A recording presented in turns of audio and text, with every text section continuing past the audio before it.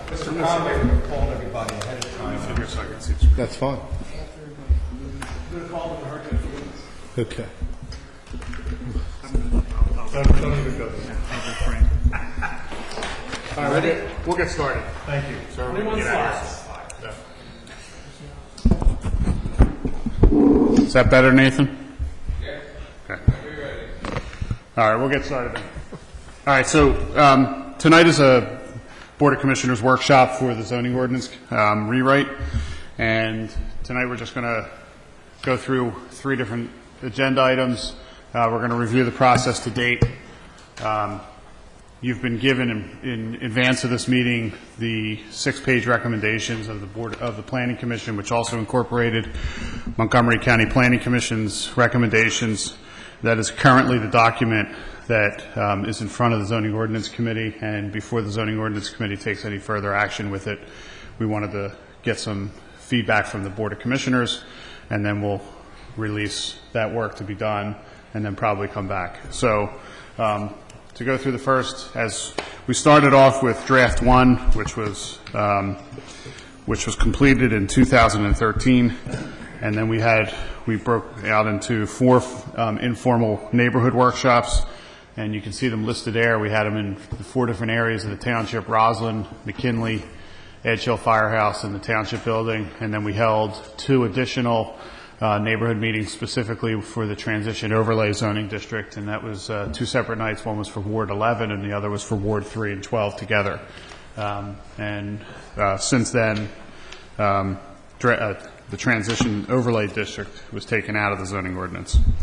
We then, after those informal meetings, the zoning ordinance committee made some alterations, also based on our previous solicitor's comments, and we finalized draft 2 in November of 2014, which is currently the draft that's in front of us. The review process that took place, we followed the prescribed regulations of the Pennsylvania Municipal Planning Code. A copy of the draft was sent to the Montgomery County Planning Commission and was also submitted to the Abington Township Planning Commission. We held 4 meetings to review the specifics of the zoning ordinance, and those meetings are listed up there: December 4th of 2014 and January 7th, 26th, and February 10th of 2015. They then held a meeting on March 10th, where we went through and discussed the list of recommendations or comments that had been made, that were taken, notes that were taken by either Mark or Mike Narkowicz, our planner from Montgomery County Planning Commission, and they formulated it we broke it down and boiled it down to the recommendation list that they adopted on March 24th, 2015, which was what was given to everybody last week. So the next step is we had meetings with the township solicitor and the manager, and we discussed the next process to go through for the zoning ordinance.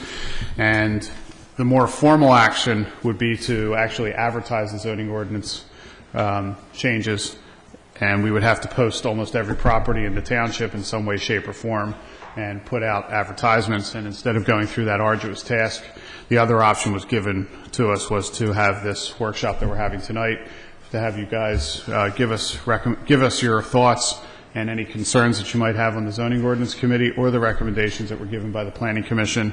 And then upon those feelings or those ideas, the zoning ordinance committee would take those recommendations and start making the alterations and edits that are necessary to achieve the goals in those recommendations. So that's basically where we are at this point. Upon getting some direction from the Board of Commissioners, we would then regroup the staff, the zoning ordinance committee staff group, which makes up of the 3 of us, Mike Narkowicz included, and start making those changes. So with that, I'm not sure you want me to go through each individual change, unless that's what everybody's looking for. Are there specific things that you want me to, or want us to address, or are there other questions that you would like to go through? But that's basically where we are. You have the pages in front of you, from page 6 all the way to the end, are basically verbatim the recommendations of the Planning Commission. And I'll add that the Planning Commission meetings averaged between 2.5, 3 hour long meetings. They were separate agendaed meetings. There was nothing else on the agendas of the night that those were done. They were all televised. They were all they're still on YouTube for anybody to watch. Likewise, the neighborhood meetings back in early 2014 are also still on YouTube. Yeah, some of the items you see in front of you that are on the list are nothing more than definition issues, where we were trying to adopt, or we were hoping to adopt, common definitions for terms that developers and or applicants are already familiar with. So if there's a definition of building height, or if there's a definition to gross floor area that's already defined within the building code that architects and design professionals are aware of, we'd like to adopt that definition and amend what's already in our ordinance. That way it's consistent across the board, and it lessens the confusion factor. One other item, if I may. The floodplain section that is within the current draft of the zoning ordinance will be added back into the zoning ordinance. However, because of a requirement from FEMA that we have this adopted in the early part of 2016, you hopefully, either by the end of the year or in early January, will be seeing a separate floodplain ordinance, which is basically Montgomery County's model ordinance, with amendments made to it to keep it a little bit more restrictive than what the model ordinance is. And I can go through those changes for you if you need them. Well, the floodplain ordinance is already in this draft ordinance. Correct. It's just going to be pulled out and adopted separately because of the time frame issues with FEMA. So, some of the highlights of the discussions that we had with the Planning Commission revolved around, and Mark touched upon the more basic ideas, which are some of the definitions and use group categories, but we also discussed at length the accessory dwelling unit use, and also, well, that was a main one. Home occupation. And home occupation was also another use category that was added to the ordinance as per the MPC. So those are some of the use group ideas that were discussed. We talked a lot about setbacks and design. Yeah. So in response to some of the things that we started to see through the zoning hearing board and requests that the zoning hearing board started to experience for in-law suites, the zoning ordinance committee started working on drafting what we call an accessory dwelling unit, and it has specific regulations to guard against them being used as rental properties. And those accessory dwelling units would have to be registered with the code enforcement committee if they're built. And their use is their only allowable use is as an accessory dwelling unit for a family member, whether that be somebody older or younger. And they can't, the building of the structure has to meet certain setbacks. It also has to meet certain design requirements. Basically, the design requirements is that it fits in with the existing house.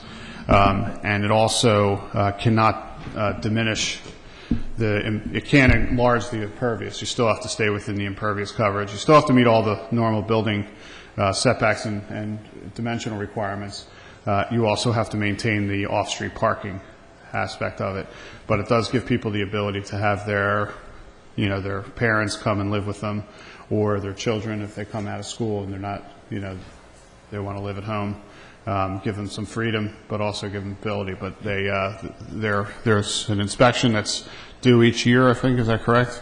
Yes. Once they're registered, there would be an inspection of the accessory dwelling unit each year to make sure that it's meeting compliance with the ordinance. So this is for. It's for all the residential zone districts, R1 through R4. And it's for unattached dwellings, right? Like, because, and maybe I'm wrong on this, but if you could have your parents live with you in your house, right? And not have it be a, Really, what it comes down to is once you add the second kitchen. okay. I mean, you can have as many, you can have as many people as you want. In addition to the back of the house where they put a kitchen. Absolutely. I mean, really the problem comes in is when, you can add bathrooms, you can add bedrooms. Right. The issue is always come in front of, when the issue always comes up in front of the zoning hearing board is when somebody wants to add a second kitchen for that independent aspect of living. That's when we end up having what is called a second living unit on a property that's otherwise only zoned for a single family home. So, There were two other items that were considered very heavily with the language that went into that. One of which is the effect on Abington School District. As you're well aware, we're not looking to increase the student population. Also, ordinance-wise, as this draft went through, there was a lot of conversation because there were a lot of changes to the commercial districts that went in there. As an overall draft, it actually reduces density. The way the ordinance was set up before, each style of apartment unit required a different square footage of lot area. Now it's one standard description per acre. So as you look at the ordinance throughout, we've actually, Stephen, slightly decreased density throughout the township versus increased it. And in our review with Abington School District, that was very important to them. The other factor that we had to consider was, as this board's well aware, the effect on EDUs and sanitary sewer flows. Any increase in sanitary sewer, we have to account for, both contractually and also the maintenance and the spacing of it to make sure we have it. So those were items that also were taken into consideration when we put this together. Mark or Stephen, forgive me for not remembering this, but during the discussion, I remember, took notes on a lot of the discussion, but I can't remember if there was talked about as part of code enforcement keeping the registry of accessory dwelling units. Is there any sort of enforcement or research involved as far as confirming, confirming familial status so that you can't bring in a renter and be like, that's my cousin? Well, there's a yearly inspection that's required as part of the registration of an accessory dwelling unit. And during that inspection, proof of who's living there is part of it. Now, again, I'll be honest with you, when it comes to density, the definition of the word family is open. And I don't mean that, I'm one of 5. I had a neighbor that was one of 14. They lived in a 3-bedroom rancher in Willow Grove, so density is a little different. I mean, it's specifically laid out in the ADU under the accessory dwelling units regulations. It says all ADU occupants must be one of the following: a parent, grandparent, or a spouse, partner, or sibling of one of those relatives. So it does get specific. I mean, the family definition in the ordinance has also changed. It's become more common. Was something that was given to us by the solicitor's office, which has been more commonly adopted by zoning ordinances today. So, Thank you kindly. Steve, in the handout, number 39, review advertisements. Did this have something to do with recommendations for the timing of the lit displays, the rolling ones, or is this does this have more to do with just lit displays in general? My turn? yeah. Now, this was specifically, Jimmy, related to LED signs that we've seen. We've had a lot of requests that have gone in front of the zoning hearing board. Signs have been approved by the zoning hearing board that are allowed to change copy twice a day. Signs have also been approved by the zoning hearing board that are allowed to change as many as 6 times per minute. We were looking to come up with one general regulation that's acceptable to not only the township but also the industry. The issue being that LED signs are not constructed to stay static. The LED bulbs heat up to an extent that if they stay static, they burn out, and you reduce the life of the sign dramatically. So we were looking at the opportunity to come up with something that would be acceptable to both the township and the industry itself as to what these commercial uses want.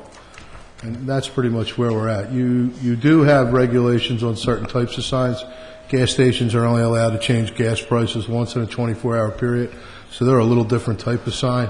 But as you've seen, we have some pretty elaborate signs that have been put up in the last 5 years here in Abington. And that sign, that change, what we call changeable message signs, they get into the amount of foot candles, the fact that they can't have an animated change between advertisements. It has to be instantaneous instead of, so it doesn't distract drivers. It also talks about just what Mark said, the timing, how many can have, and what's happened in the zoning hearing board, you have signs, some signs that go up that can only change once a day.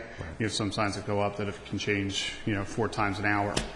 So we chose to make it more uniform so that the zoning hearing board is working off of a solid datum. So in essence, someone still would be able to apply for a variance if they wanted to come in and... Yes, sir. Okay. All right. Can I ask another question? Sure. It happens not to be in the pamphlet. I must have missed the meeting on chicken coops. Yes. I saw the revision in the packet, and I just wanted to basically just be a little more clear for the residents that are very, very interested in this. So, the existing livestock ordinance in our current zoning ordinance, It's from 1743, right? That would have allowed you to have whatever you wanted. anyhow, the existing zoning ordinance, and I've actually dealt with this in my ward quite a lot. It does not allow, excuse me, it does not allow any livestock until you have 3 acres or more. The problem comes into place when you have 3 acres. You can now have 100 head of chicken per acre. So you go from 0 to 300 chickens. And so it's not, doesn't seem to be really scaled properly. So we did some research, and we used some of Montgomery County Planning Commission's resources, and we came up with what we thought was a reasonable level of allowable chickens to be on properties, based on some of the demand of people. There's already many properties in the township that hold chickens, whether they're found or if there's any enforcement against them. It's only what happens when somebody complains about them, which has happened in my ward on 2 occasions. So what we've done is we've created an ordinance that allows for chickens at 20,000 square feet. If you have a property at 20,000 square feet, at 10,000 square feet, you can have up to 4 chickens. And then when you're at 20,000, you can have 2 more chickens, and then you can have up to a maximum of 8 chickens on your property. Chicken coops and fencing around the chicken coop have to meet the requirements of the building setbacks, and they also have to be registered and can be inspected at any time. And no roosters. And no roosters. no roosters. That is in the ordinance. Very noisy. So, They're so not can to be a, free-range chickens either, right? I'm sorry? Free-range chickens? No, they have to be in coops. I have a few of those. I'm sure you do. I have a couple of them also. No, they're required to be in coops, and those coops have to be within not within the accessory setback lines, but within the building setback lines, which gives you more of a buffer. so if a Even though resident... even though it's listed as an accessory use, it still needs to be within the building setback lines. So if a resident who has, say, a plot 100 by 90, can they come in and apply for a variance so long as that... Anything in the There- zoning ordinance can be applied for variance. Okay. So that, the chicken coop, the structure itself is sound, would that be checked out just like any other application for something like this? If somebody were to come into the township and they have a 9,000 square foot property and wanted to get a zoning variance, and their zoning variance is purely on the sense that their lot square footage is less than the required lot square footage, then everything else would apply to them in the zoning ordinance. They'd just be getting a variance on the lot size. So if they were to achieve the variance through the zoning hearing board, then everything else in the zoning ordinance would become applicable to them. Thank you. Stephen, in other, just completing Jimmy's example, as with any other zoning application, in that case, all the nearby neighbors would be made Yes. aware of the application and have an opportunity to come to the zoning Correct. hearing board meeting and give an opinion. That's correct. free eggs. Have you given any thought, oh, I'm sorry. Just a quick question to follow up. The inspection on that property, if somebody had a chicken coop, would that fall under us, or would we have to call in the Pennsylvania Department of... No, that falls under code enforcement. I mean, it's a zoning ordinance. Code or the animal control officer. Okay. I mean, some of these things are still in the works of being worked out, but there would be some mechanism, but it would be either the code enforcement or a combination of code enforcement and the animal control officer. Check for health conditions and all that. Okay. Chickens That's are great. us. Good job for Mr. Panico. Was there any data on that you guys used on the minimum lot size? So, I mean, 10,000 square feet, is that like the minimum size in R3? Or, I mean, so so it we seems like a lot would qualify, so I'm a little nervous about like 10,000 square feet's not that big a lot, even though it's pretty big. I mean, we have a lot of them, I should say, or many of them. So we combed over a few model ordinances that came in front of us. Some were from a group called COOP, which is, I forget what the acronym stands for, but if there's a group called COOP. We looked at an ordinance from them. We looked at some ordinances from Montgomery County Planning Commission in reference to the chicken ordinances. And to be quite honest with you, we saw a fair amount of ordinances that were less square footages. And we felt, the zoning ordinance committee felt that 10,000 was about as low as we would go. We also felt that the other check and balance in the ordinance, or in this accessory dwelling ordinance, or in this accessory ordinance, was the actual requirement that the coop had to be within the building setback lines, which would also further minimize the people's ability to use it or to find the space for it. So if it was just the accessory setbacks for the property, then you would probably see a lot more availability. But on 10,000 square foot properties, we found that, people wanted to have a backyard and they also wanted a chicken coop. One would, you'd have to choose one or the other. So we think that those will be some mitigating factors to reducing the numbers. Gotcha. So Have you that's seen our it? theory. Have we seen it in, like, I mean, maybe this is Larry or Mark or even Michael in the back there? Do we have any feedback from like does Cheltenham have anything like this, or any of the Lower Moreland or anything? So Springfield Township has a chicken ordinance. There are a few other municipalities. I can't name them offhand because I don't remember them. It's been a while since I've looked at that information. But there's quite a few of them that have adopted chicken ordinances. Closest one to here is Upper Moreland. They have one. The minimum lot size there for chickens is 7,000 square feet. The one problem that Paul has is his setback requirement for even the chicken pen is only 4 foot from a property line. And I know in speaking with him, they were looking at modifying that. So. The zoning at St. John's is going to go to community service, is that community CS?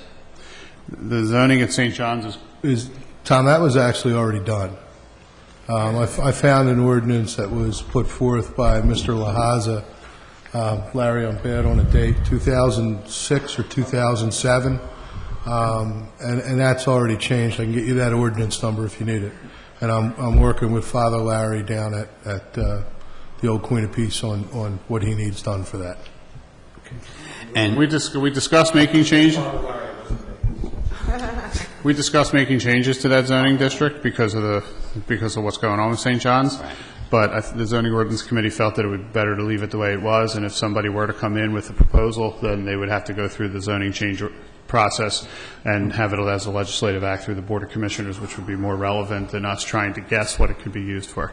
okay. And on number 4, the impervious coverage in gravel. I was always under the impression that gravel was pervious, but this would seem to imply that it is not. So the problem with gravel is when you lay it down first, it has some absorption. But if it's used in a driveway, as soon as you start to get compaction through through tires going on top of it, it actually loses its absorption. So Mr. Weigel, who is a stormwater hydraulic engineer, brought it up, and it's something we'll be in discussions with the township engineer as to whether we want to address that in any way, shape, or form. But there's a fair amount of data says that, gravel put on a driveway does not have as much impervious, or not as much pervious coverage as you would think it does, especially after it's been compacted. The current zoning ordinance views it as impervious or pervious coverage. The problem is when we adopted the stormwater management ordinance the last time, when they made the upgrades to the Pennypack watershed, DEP's mandate was that gravel, after a 1-year period, is down to like a 2 or 3% absorption rate, and that's for a residential driveway. I don't even attempt to guess what it would be for commercial. I'm sorry, its absorption rate is reduced a few percent? No, it's All reduced the way down down to... oh. Generally, when we originally were counting gravel, the void percentage between the stones is 40%. That was the accepted calculation rate, that you could reduce coverage by as much as 40% if you use crushed stone. Unfortunately, once it gets compacted, that can be reduced down to 2 or 3% absorption rate, and that's where the problem is. Mark, I remember when you explained that to me vis-à-vis the MS4 regulations. Just remind me, gravel that is not for driveway purposes, gravel that is for foot traffic or decorative only, Right. is that also lumped in by DEP as considered impervious? No, as part of the new stormwater management ordinance, which you're going to see very shortly, because DEP just adopted the Wissahickon watershed, so we're upgrading it, or updating our stormwater again. That should remain in the 40% pervious, based on the type of gravel in the void. There is a type of gravel mix that really does become almost like macadam, but they call it. Well, the walking trails that we Yeah. installed throughout It's Ardsley called Park. modified? Yeah, it's Yeah, really, it it's gets, a combination of crushed stone and also screenings. Right. And when it compacts like yeah. concrete. That's Yeah. right. 'Cause, I mean, you can take a walk at Roslyn Park, our trail, puddles. And what is number 14? Eliminate the 90-day limitation on rental vehicles. What's that referring to? So there's a regulation within the current zoning ordinance that wasn't taken out, where it describes a rental agency as only renting vehicles for a 90-day limitation. It seems Not to exceed 90 It days. seemed to be a ridiculous requirement to be in there as part of a use. It's just, Sure. it really had no bearing on anything, so, To be honest, we had no way to police it anyway. Right. yeah. So aside from the definitional changes, I mean, to your view, what are the 2 or 3 most important things that require additional clarification or discussion moving forward? Well, I mean, some of the biggest things that we addressed was trying to consolidate. We really spent a lot of time consolidating our commercial districts, changing our smaller commercial districts to what we call Main Street districts, and incorporating more design standards. We tried to take a look at those smaller commercial districts and designate whether they were high-intensity commercial areas based on traffic flow, pedestrian traffic, number of cars, vehicles per day on the streets, and the surrounding areas, and also low intensity. And some of the low intensities would be, like Ardsley, the center of Ardsley on Jenkintown Road, some of those lower intensity areas. And really trying to go through and be more specific and picking out the uses that would mesh with those areas more so than the way the ordinance was in 1996.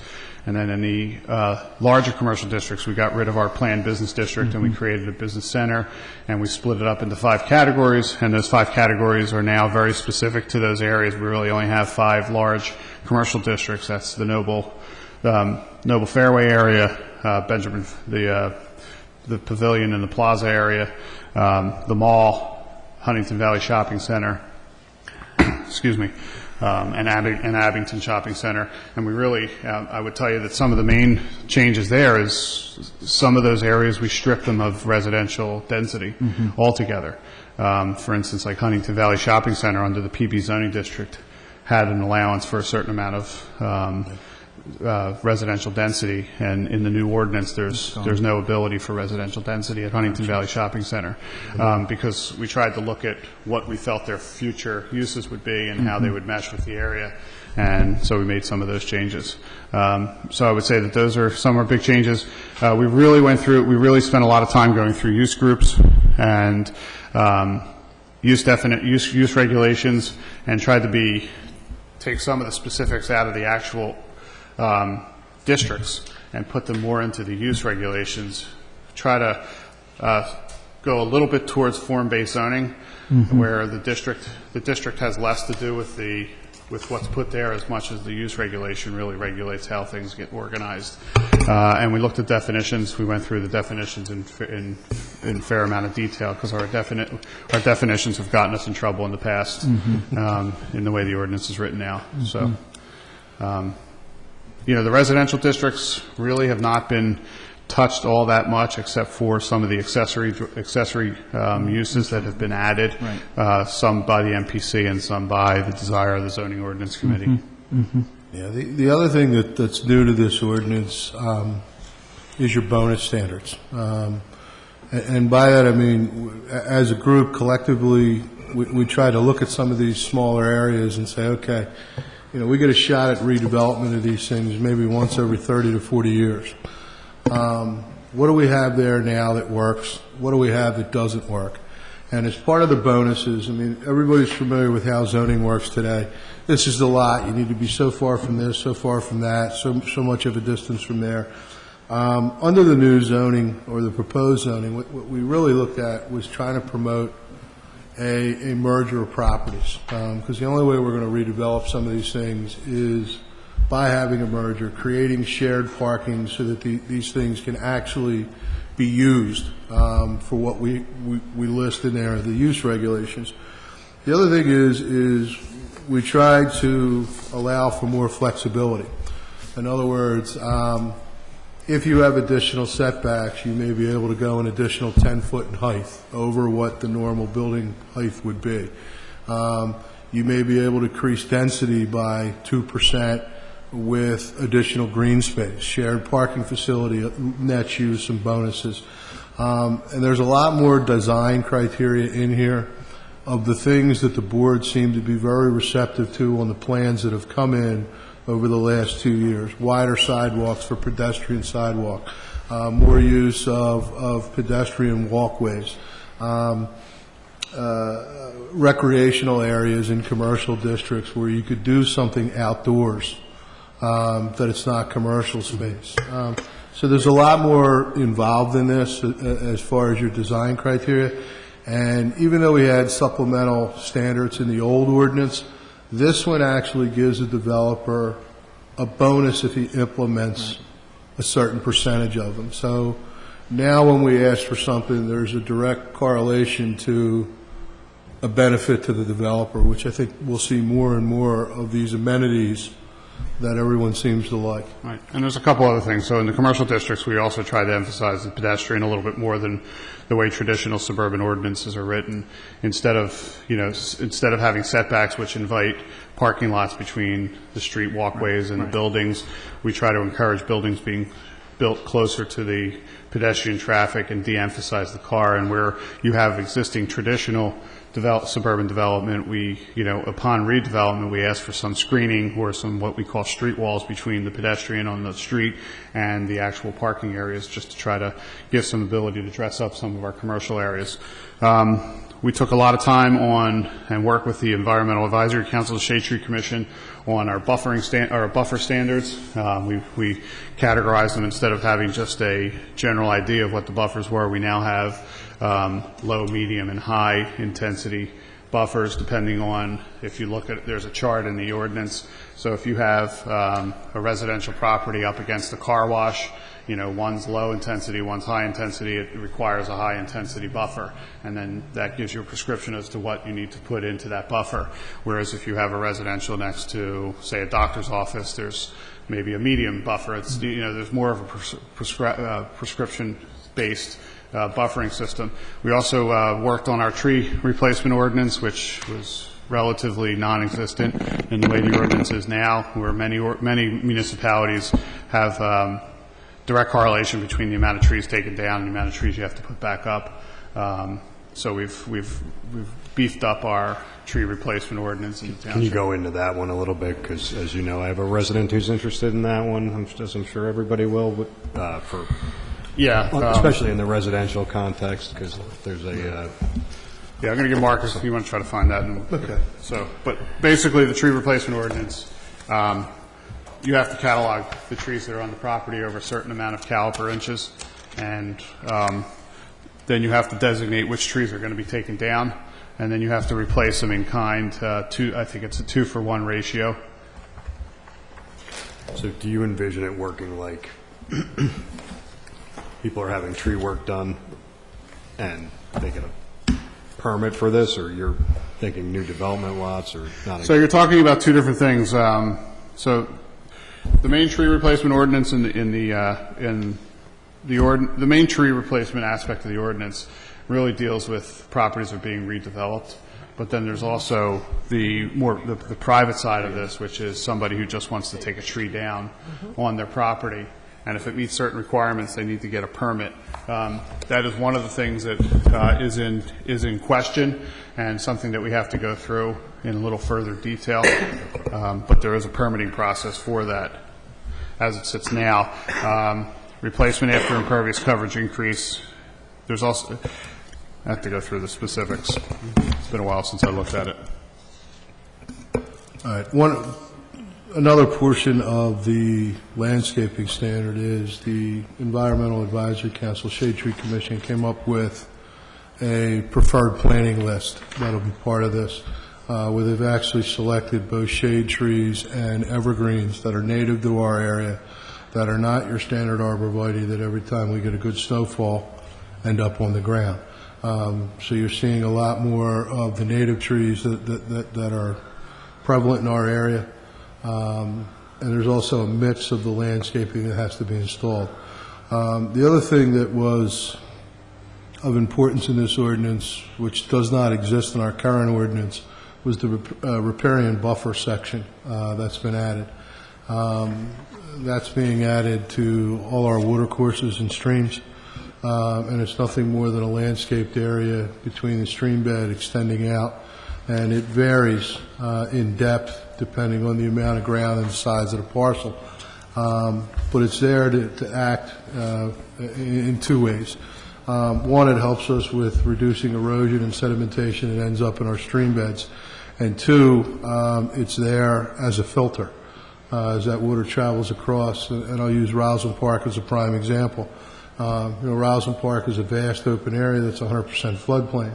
We've been able to add in areas of 25 foot down to a 3 foot wide riparian buffer along the entire stream, and it's reduced sedimentation into that stream bed tremendously. It's important to us for two reasons. One, the engineering office has to file a yearly MS4 report as to an estimate on how much we're reducing that sediment, and two, as part of the MS4 report, you have to show progress for reducing contamination into our stormwater. So that's been added into this ordinance. You'll also see part of it as far as the stormwater management ordinance, and between the two, it should help us tremendously. So the requirement for tree replacement is if you disturb 1,000 square feet or more of the property, and then it's every 10 caliper inches. Yes. Or 10 caliper inches on normal ground, or 6 caliper inches on steep slope, and then you have to replace 2 to 1 with 2.5 caliper trees. That's the regulation that we have in the ordinance right now and that's under subdivision, land development, and site disturbance. And then you were saying is there something in the private holding the place in the private side? I realize it's not, you guys are kicking it around, but I mean, the obvious concern is just that the average homeowner has a tree that fails or whatever, and they don't want to, they may not be able to replace it, or that. The only thing that's in the ordinance is if you disturb 500 square feet or more, if it's not relevant to a land development or a subdivision application, If you disturb 500 square feet or more of impervious, then you fall into the replacement aspect. So I know what you're talking about, which was we kicked around the idea of requiring permits for taking down trees of a certain size or more. What's that? It didn't go over well, and I don't believe it's not in the ordinance. Okay, oh, great. So, Okay. yeah. Well, I mean, I'm all for the trees, but obviously that's Right. another expense of home ownership that I'm sure we're all. Yeah, I mean, I would tell you that our conversation really revolved around property rights. So, There were two changes, though, that do benefit that. Under the current ordinance, a tree isn't a tree until it reaches a caliper inch measurement of 10 caliper inches measured at 3 foot above grade. Under the proposed draft, that's been reduced to 6 inches. So they start to count a little sooner in their lives. I had a question, just to talk about numbers 12 and 24, and then one issue also, Mark, that you see sometimes in Roslyn lately, is people planting trees on the island, the little piece of grass out by the curb, and I noticed that there was something in here about plantings in the right-of-way areas. Well, number 12 was an item that was kicked around rather extensively. Certain uses that we have here in Abington have a distance requirement. It's the anti-Jewelers Row approach, or in Abington at one point it used to be the bagel shops. But there's a suggestion that we eliminate the 500-foot minimum separation that's within the ordinance when it comes to taverns or bars or things of that nature. I don't know if it needs to be there. It doesn't need to be there. I mean, the reality of it is this board has seen 3 transfer liquor licenses in the last 6 months to 8 months. So you control that anyway with the approval of liquor licenses. The reason they come to you is because we're over the amount of liquor licenses we're permitted per our population. Yeah, I would think that should probably go. When you think, Stephen, we just approved the place on Keswick that's obviously within 500 feet of the Keswick Tavern. So 100 feet. I think, if it fits the zoning, it fits the zoning. Yeah. Yeah, I think Ashley Spearman's point was well taken from the zoning ordinance committee staff, that, there is an aspect to having a level of concentration that creates a more vibrant community, a more vibrant commercial district. So I think that's something that we'll consider eliminating and let the market regulate itself in the sense of where bars go and how close they are. Does it only apply to bars? Is that the only? It only applies to bars, or bars or taverns, which is a separate use group from restaurants that sell liquor. And florist. No, number 24 is the alcohol sales mentioning. That's governed by AB or Well, the fun part of that was LCB? that's actually under consideration by our solicitors at this point. And the reason this is in there is we've had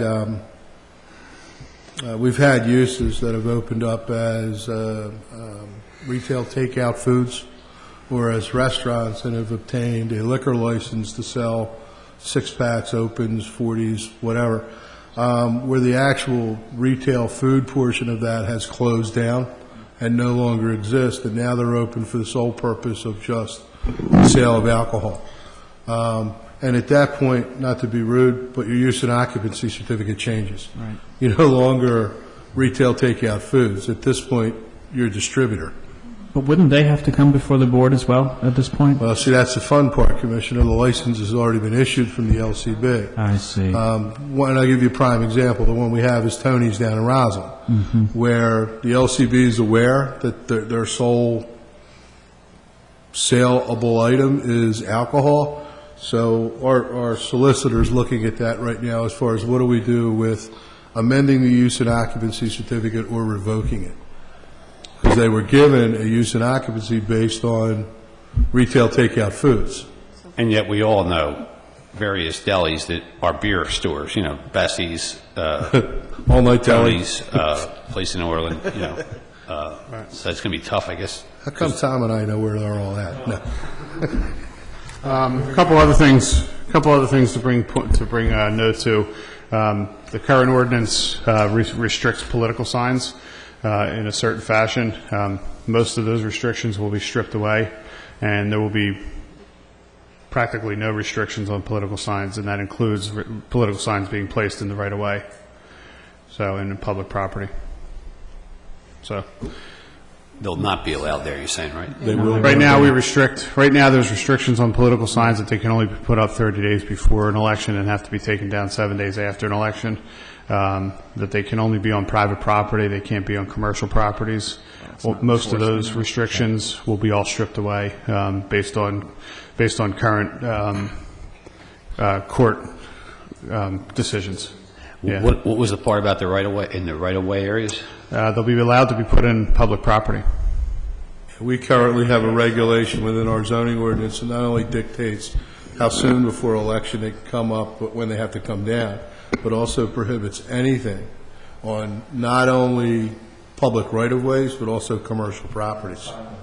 But will there be a time limit to take them down? No. No.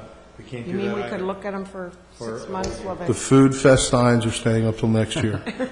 Yeah, why not? On the public property right-of-way, can we go back 30 days later and just remove them? Yes. Sure, But we can't mandate any candidates or to take them down. parties to take them down? Correct. And what Because you can't prove who put them up. and the, Proof who put them up. Unless you have video. You can't prove that the actual candidate or the candidate's election wow. committee is the one that's responsible for putting the sign up. so the post-election I mean, I rules could have are no gone longer and gonna I be- could have gone and taken Carol signs and put them up in Bader, which on the strip of Bader. I'm just saying. I mean, I know you're that's the gonna do point. But that's the point. I'm saying they can't. There's no way for anybody to say who actually placed the sign. So are you saying that the 30 days before and the 7 days after, those regulations will be gone now? Correct. Yes, sir. And what will be the parameters for political signs? Anything goes. When they decide to mow the median strip.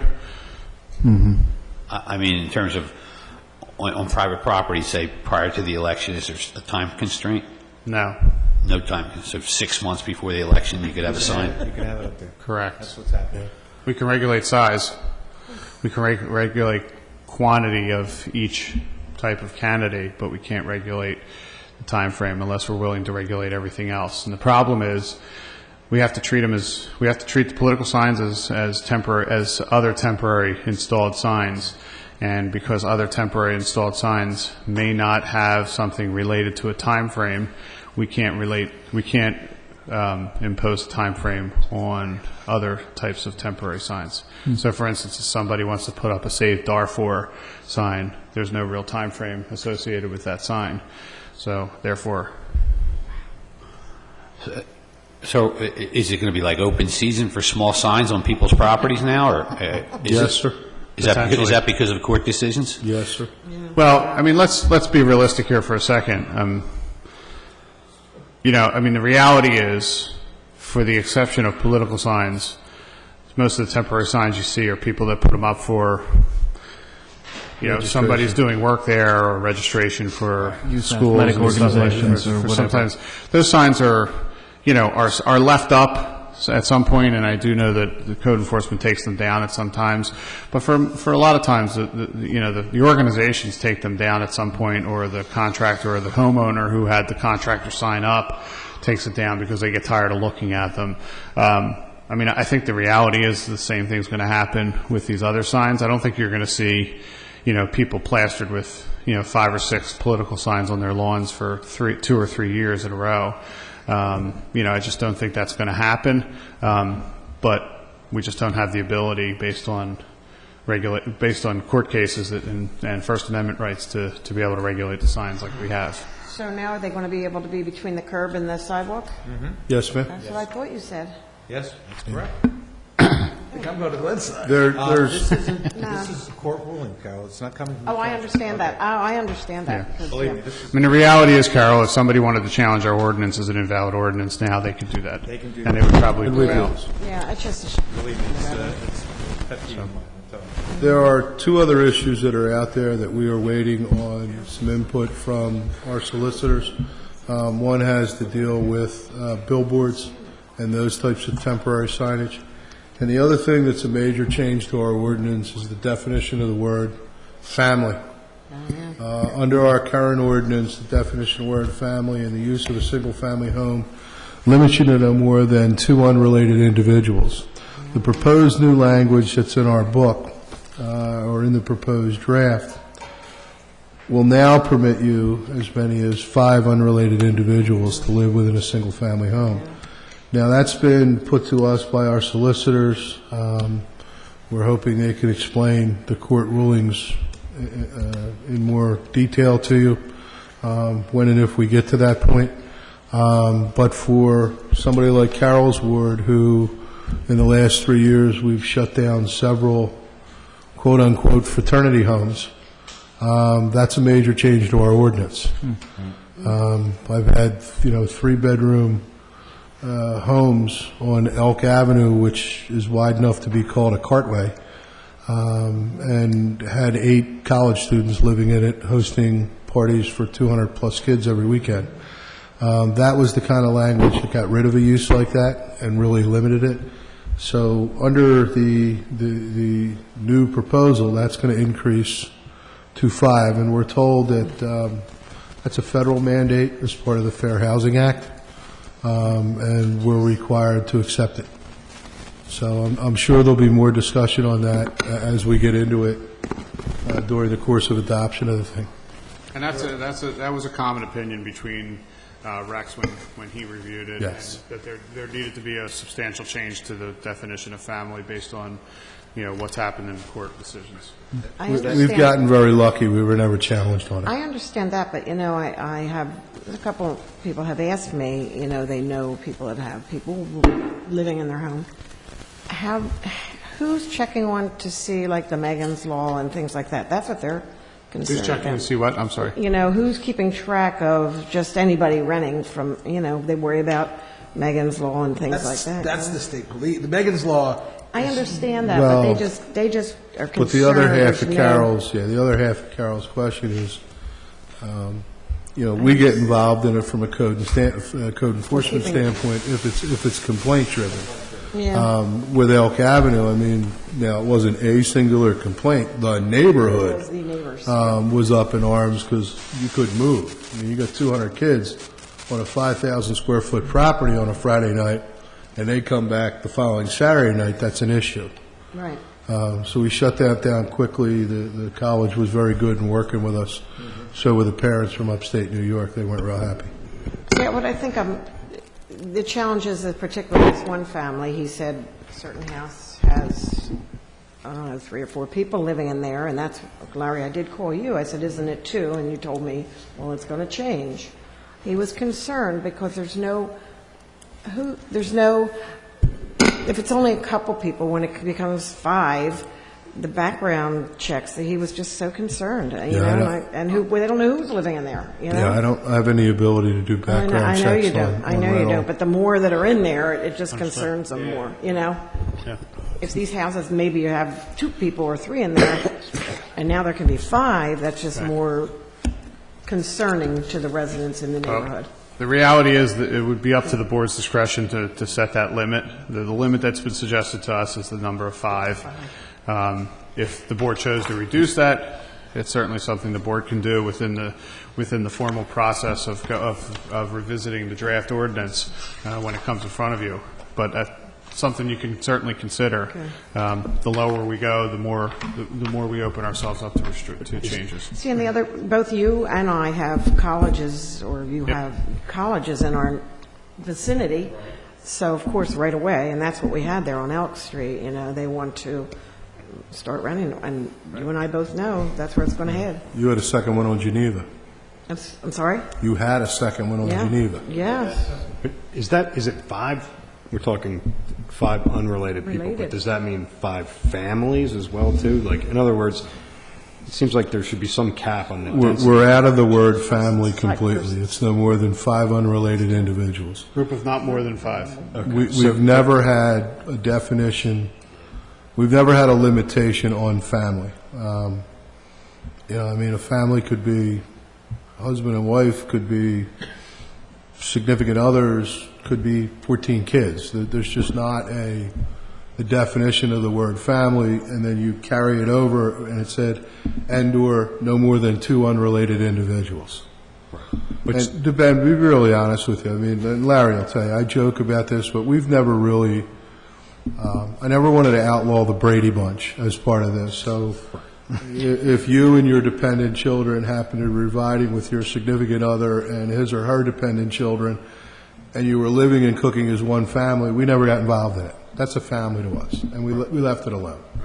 And remember, it only limits you to 5 when they're unrelated. When they're related, I mean, you could still have 15 kids, 15 people in the house if you wanted to. You can have you can have the father and mother, and you can have their 2 kids with their 20 children or whatever. So the point, you don't have to, this isn't going to open the floodgates for the frat house here, because the most you have is 5. 5. Correct. Right. So, I mean, in any Is enough. standard, assuming that's not a 1-bedroom apartment, you're That's having, correct. you're pretty good. That's correct. And that's, again, just to make sure we're all on the same page. 5 people unrelated to anyone else in the house. Correct. Is there any kind of age? Is there any kind of age restriction on that? So No, sir. you could theoretically take in 5 foster kids, No, that's separate. or 5. I could have 5 international students come stay at my No, house. that is a separate entity that's protected under the Fair Housing Act when you get into either foster Thank you care for the or clarification. Yeah, that's a adoption separate use. or something along those lines. Including international students. International students, I'll be very honest with you, we've never policed because they're usually here for a specific amount of time. 6 months or a year, right? Yeah. We had that, And remember, you're appointed their legal guardian while you're here. Right.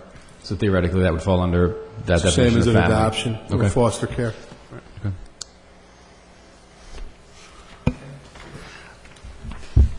Are there any other questions?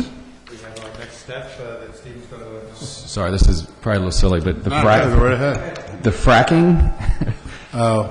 comment, where's that? Yeah, to be very honest with you, we're required by the municipalities planning code, the Pennsylvania Municipality Planning Code, to provide for uses. So even in this draft that you see now, we have mining, we have logging, we have we have to To address account these for points. all the uses. And at the time that this was drafted, fracking really wasn't as popular as it is now in the western, northern part of our state.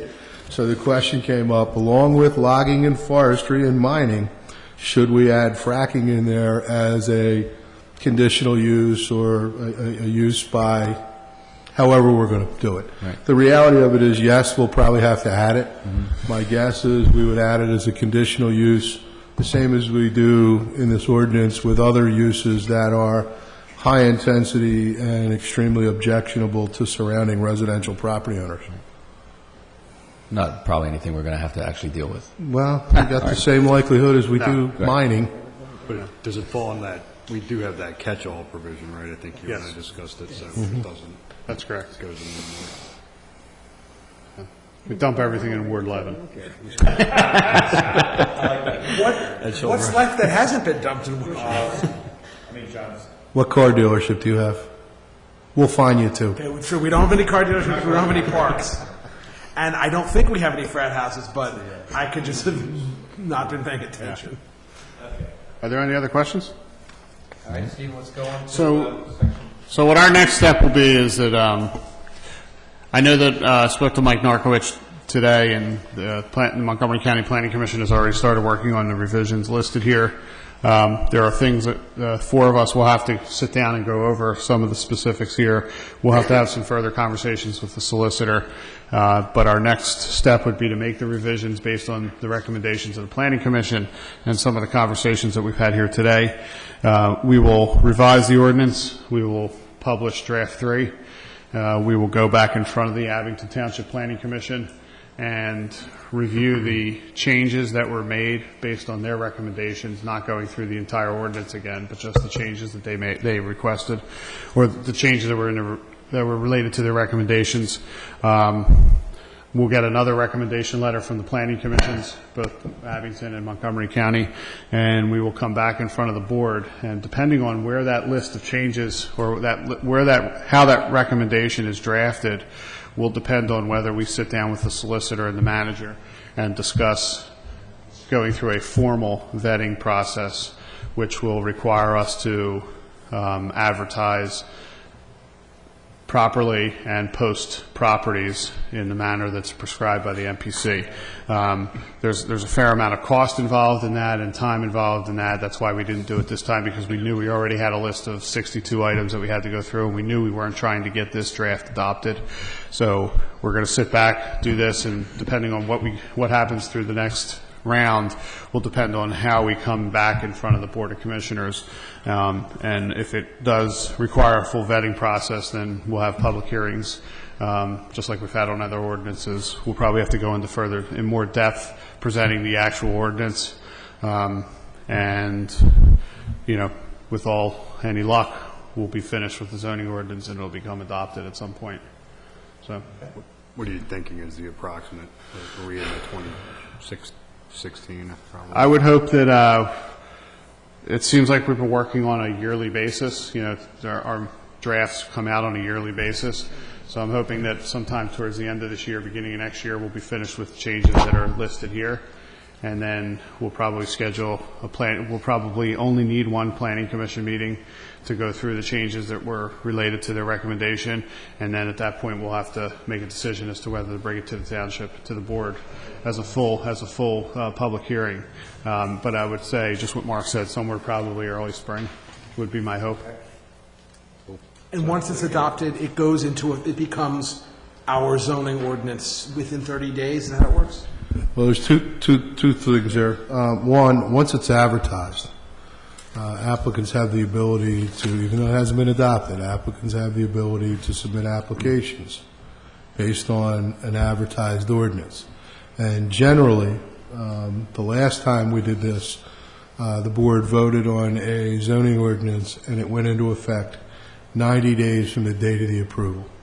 Even though it's a administrative level that the board has that power to do, we were given a 90-day period for anybody to appeal any section of the ordinance that they thought were illegal or constitutionally unfair. The bottom line is, and this was made clear to us by the solicitor, that the 90 days is one thing, but 2 years from now, if somebody feels that their rights were impeded upon, I mean, they could challenge the ordinance at that point through a substantive challenge. Yeah, validity challenge. It doesn't change their ability to come back and challenge that certain aspects of the ordinance. That's always out there. That's out there with the 1996 ordinance as it sits right now. So, Are you guys looking for additional comments or comments on a rolling basis if we get them, receive them, have them? Really what we're looking for is, because this is only a workshop, we're not looking for any formal action by the board. But we are looking just to put it out there that after this meeting, we are now going to start working on the recommendations and the edits that are listed in front of you. I would suggest that if there's any things that you would like to discuss, either one or the three of us can meet with anybody at any time if they want to go through specifics that relate to their ward or some of their ideas that they're not thinking about right now. We could set up individual meetings, but I would suggest that gets done between now and I would say the middle to the end of January, so that can be incorporated prior to publishing draft 3.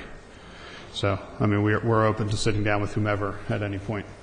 Steve, jumping off of what Ben said, is that mailbox still open for residents to make comment? It's still open? at abington.org?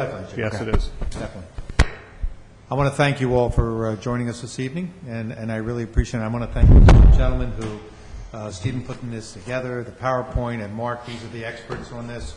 And thank you all again. This has been great.